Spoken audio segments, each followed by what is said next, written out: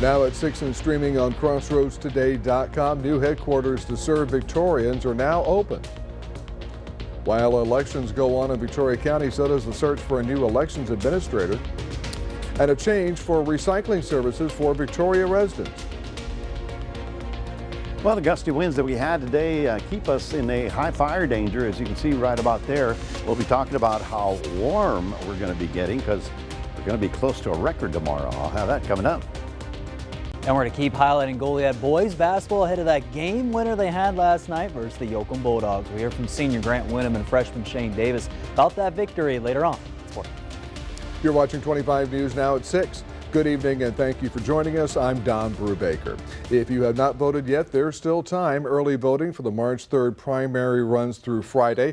Polls are open from 7 a.m. to 7 p.m. this week with the election day next Tuesday, March 3rd. Early voting takes place at the Dr. Patty Dotson Public Health Center at 2805 North Navarro. Over 3,500 people have voted early in Victoria County. The search is still on for a new elections administrator for Victoria County with the primaries and then May elections coming up soon. County officials are feeling the pressure to fill the current vacant elections administrator. Last month, the elections committee made an offer to a candidate, but that person accepted, then suddenly rejected the offer within a day or so, putting the committee back to square one again.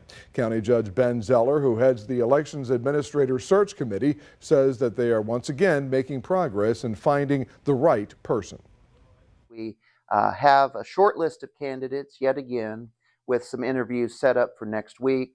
Our goal is to have this position filled as quickly after the primary as possible. Closed originally. Okay. Administrator Margetta Hill announced her retirement at the end of last year. She has agreed to stay on until the end of March in order to make a smooth transition for the new person. Community leaders celebrated the opening of the new Victoria Public Safety Headquarters today. Officials say the new facility is a major step forward in keeping the community safe, featuring updated systems and advanced technology.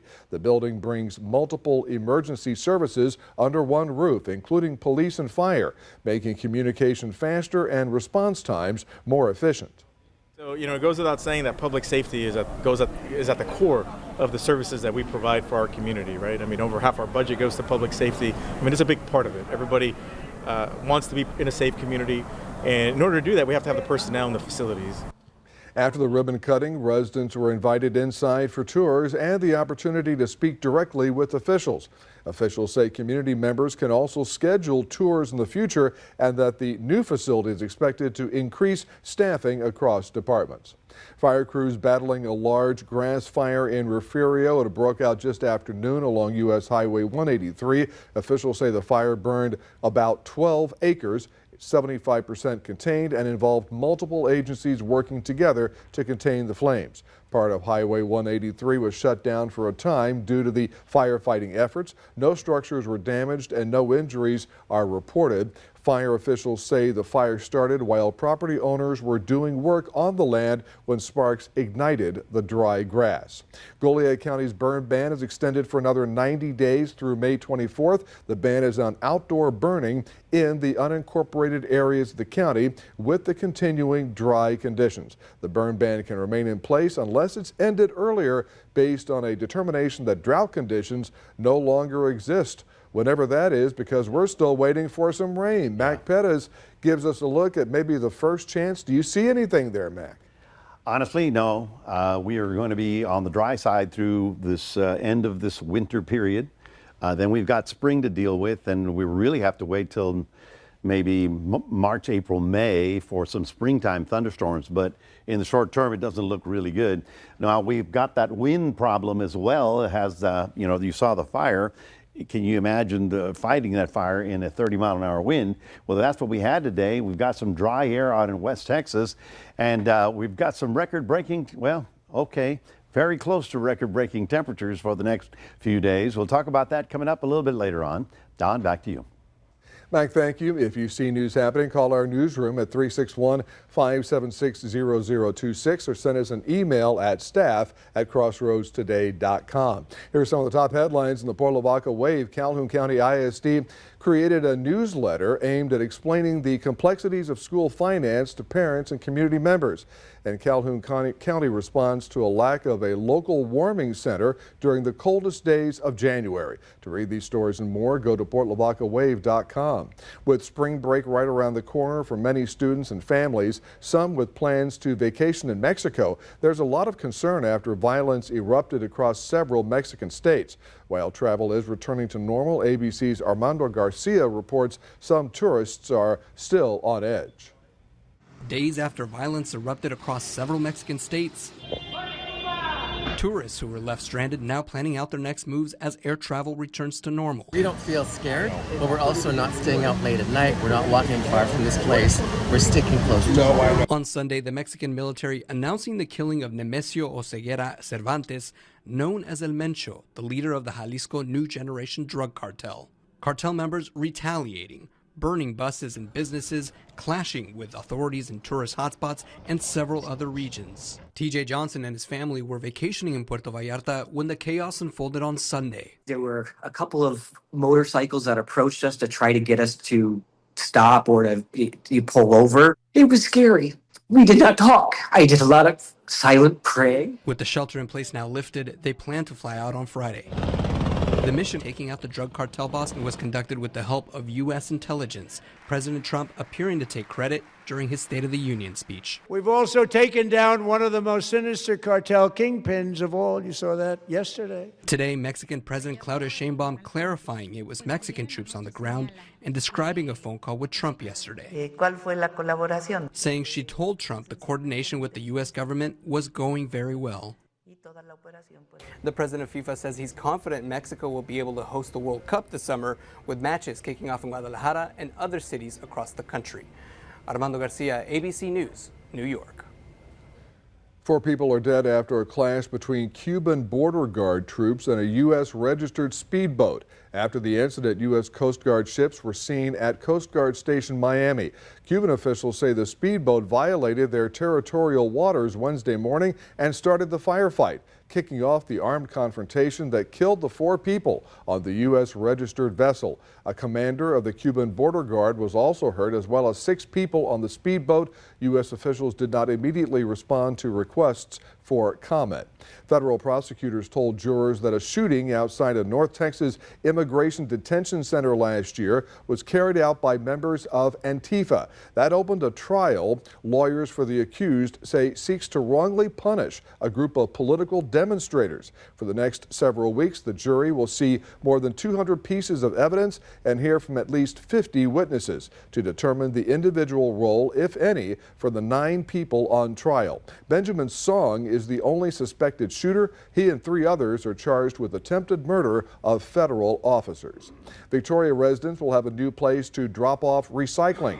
Starting March 7th, recyclables will go to the waste management facility on Highway 59 next to Stallion Infrastructure Services instead of the George Street location. Drop-off happens the first Saturday of each month from 9 to 1, and you'll need a utility bill and ID. The city accepts paper, cardboard, metal cans, and plastics 1 and 2, but no glass and no plastic bags. Leaders say too many non-recyclable items are contaminating the system, so they're asking everyone to double check before they drop off. Remember to subscribe to our YouTube channel, Crossroads Today. Hit the like button and click the notification bell. Then you can see Crossroads Today on YouTube. And stay with us. Coming up on 25 News Now at 6, NASA's plans to send astronauts to the moon take a big hit. Plus, find out why one Austin police officer ignored the fact that he was off duty and what happened next. A growing number of people in our community, nighttime doesn't mean sleep, it means survival. 25 News Now reporter Trenton Whiting takes a closer look at homelessness here at home, the challenges people face every day, and what's being done to help. Being able to go take a shower and rest and good to go to work the next day and be comfortable without having to go to work dirty, that'd be awesome. Life without a home. Thursday at 10 p.m.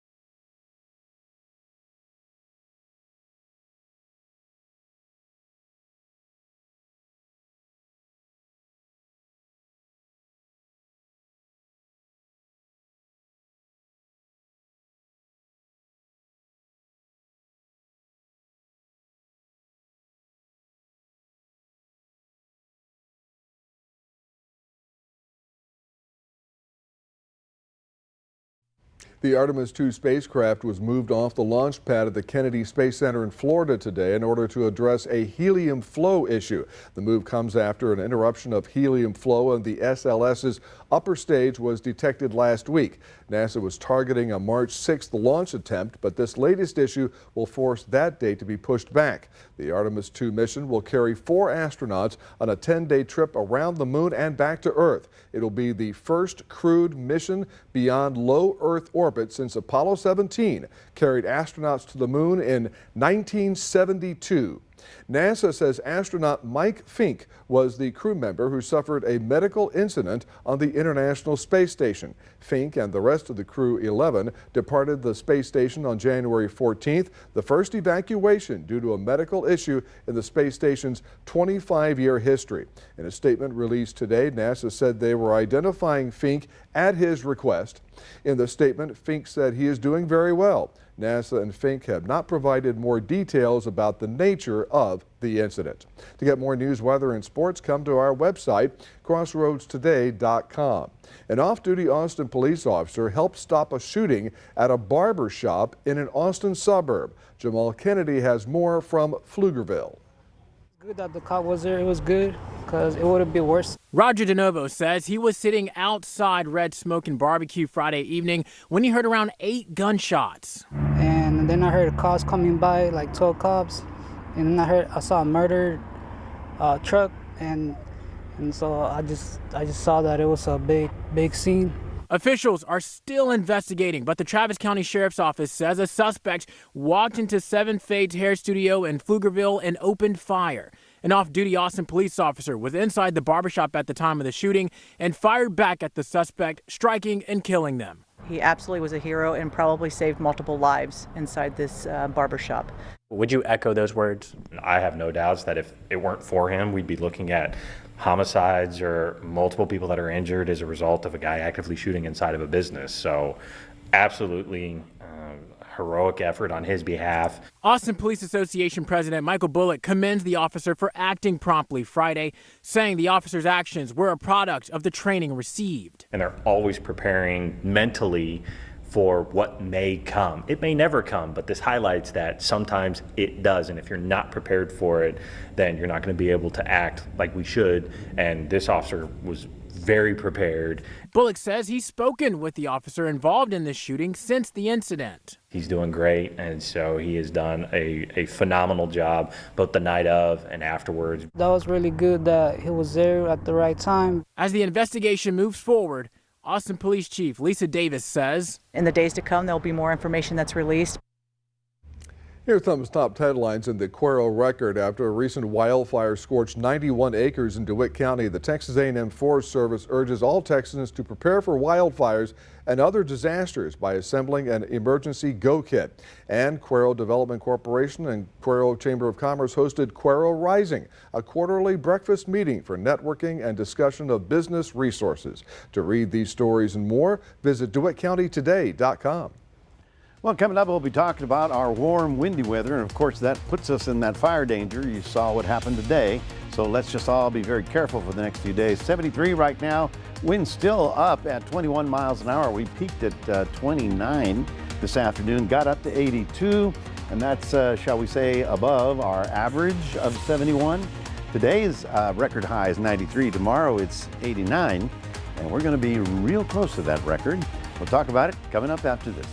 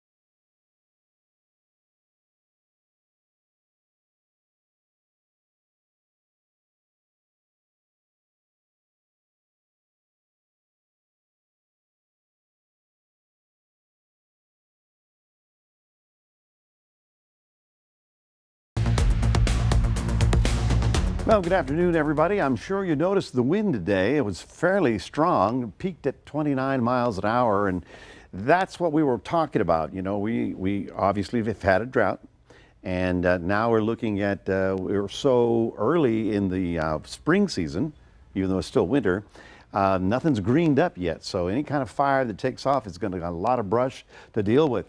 It was strong along the coastal areas. Now, what is this line? Well, this line you're going to see probably for the next few months. This is the dry line. What happens is that because this area of low pressure is here, it's spinning up that very humid air on this side of it. And on the back side of it, it's very dry southwesterly wind. So it makes what we call a boundary line or a division there. There's two different air masses on either side. This side is very hot. And that's why tomorrow in Laredo, they're looking for a high of 100 degrees already.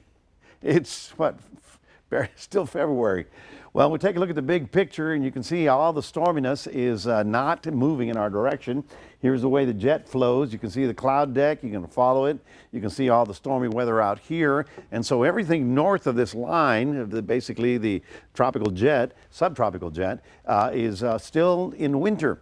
South of it, not so much. We are looking at a long gone winter season. High pressure now spreading across the desert southwest. That's going to continue pumping up this moisture, but pushing it over Texas and not really allowing it to move into our area. We don't have an advisory as of now for tomorrow, but I would not let that change my mind. We are in a windy, fire danger situation, and so we should all be very cautious. Here in the Lake Charles area, they have wind advisories. Here in far west Texas, they have red flag warnings. What's the difference? Well, on this side, you've got wind and some humidity. On that side, you've got wind and no humidity. So it's a tinderbox out there. And so they have to be extra specially cautious. Now, we look at tomorrow's winds continuing at about 25 miles an hour. So it'll be on the blustery side there for most of your Thursday. As we get to Friday, it sort of weakens down. And then you see something funny going on over here. This is a little frontal system that's going to pass through here when we get to Friday, but it's not much of a front. It's basically more of a wind shift line. Now here in the blue, which is moderate, that is the eastern side of the state. That's moderate fire danger. On the yellow, we've got high fire danger, basically everybody from the hill country and west and even in deep south Texas. So let's just be very cautious with anything that looks like flame. Let's see if I can get through this. All right, watch. December, we only got 9,300s. The average is 2.3. In January, we only got 7,800s. The average month is 2.6. In February, we only got 7,900s. The average month is almost 2 inches. So 1, 2, 3, 4. That's about 5 inches below normal rainfall for winter. So it was just not a good season for us. Taking a look at your day planner tomorrow, a few clouds in the morning, afternoon sun, and still on the windy side in Port Lavaca. In Cuero, you're getting up to about 88 degrees tomorrow and lots of afternoon sun. Our high of 87 is 2 degrees off of our record high. This little front comes through early on Friday morning. It only helps us for one day with a little bit of humidity. But then as we get to the weekend, we're going to stay in the mid 80s. Next week, as you see that 10%, that's just kind of morning fog and mist. So we're not looking at any significant rainfall through 7 to 9 days. That's your 7-day forecast, reminding everybody we do have a QR code. We'd love for you to take a shot of that with your phone, and you can put Crossroads Today right on your cell phone. Don, back to you. All right, Mac, thank you. Sports Director Max Williams is here with more signings from high school to college. I was going to say, Don, we got a lot more signings. We had a lot there early in February. Well, March is coming around. We got a couple more big signings. After the break, I'll highlight who put that pen to paper. That's next in sports.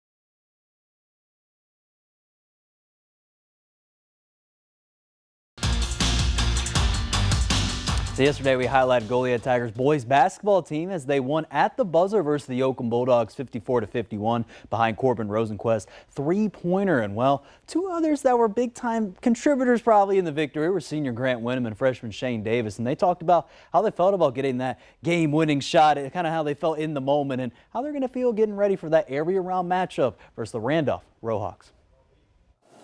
I mean, the ball got turned over. I see a ball on the ground. I see Joe picks it up. He gives that pass off, and as I saw Corbin pull that shot, and I was like, that's game. I knew it. I mean, it's just staring at that ball, like watching it. It's going in slow motion. My heart's like stopped completely, and then bang, it's just in, and then emotions just start flooding from there. Just super exciting. On the floor, I don't know how it got to Corbin, but it got to him somehow. And, you know, I'm in the corner. I see it. I put it up. I'm like this. Goes in.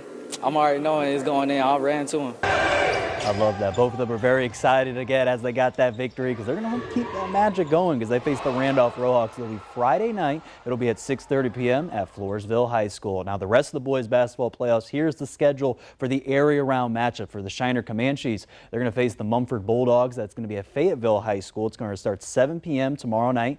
Then we go over to Yorktown as they'll face the Goldthwaite Eagles. That's going to be Friday at 7 p.m. They're at Bandaria High School. And then finally, the Industrial Cobras will face the San Antonio Cole Cougars. That's a 7:30 p.m. tip-off at Gonzales High School. So wish all these three teams, and including Goliad, luck as we go into the second round of the playoffs. Now, earlier today, the Yoakum Bulldogs had multiple athletes sign their letters of intent out to the next level. One of the signees was star wide receiver Xavier Barnett as he's heading over to SMU. Then Jaden Johnson, Oliver Ortiz signed with Midwestern State University. Then Dylan Shemek went to Texas Lutheran University. Jace Morales, one of the top players in that championship game when they won, going out to Army University. So congrats to all these guys signing out to the next level. Now over to Victoria East High School, current senior Avery Blank announced her commitment to extend in Victoria for softball. And Blank has been a contributing force for the Titans in her 4 years, helping them go last season 15-17 overall and then 10-2 in district play. So congrats to her. Going to the next level, they're going to be at the VISD tournament.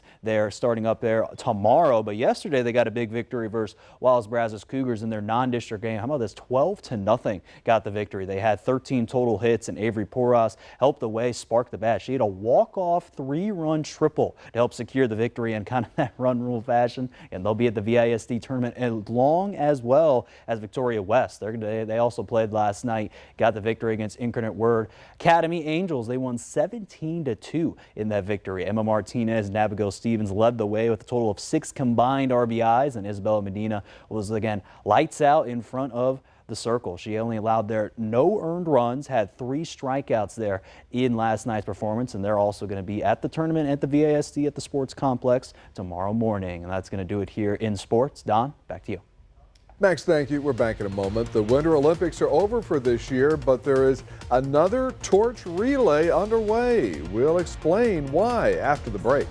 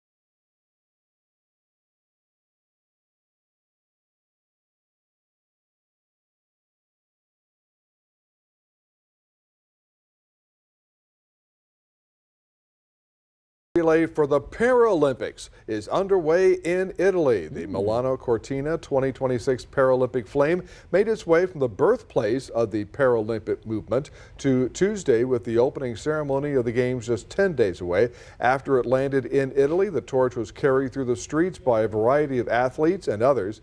The Milano Cortina 2026 Paralympic Winter Games start March 6th. Officials say there will be up to 665 athletes from around 50 nations competing across 79 medal events in 6 sports.